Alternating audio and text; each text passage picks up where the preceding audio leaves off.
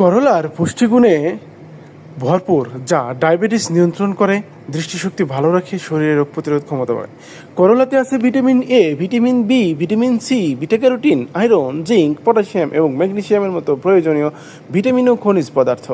এছাড়াও রয়েছে হজম শক্তি বৃদ্ধিকারী, কোষ্ঠকাঠিন্য দূরকারী, ওজন কমাতে সাহায্যকারী উপাদান।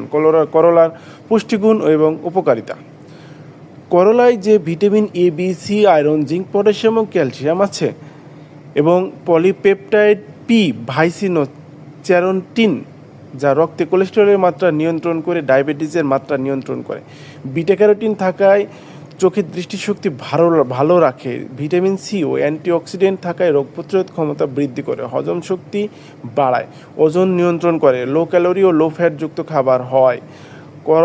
লাল রস রক্তকে বিশুদ্ধ করতে সাহায্য করে, প্রদাহ কমায়, শরীরের প্রদাহ কমায় করলার রস।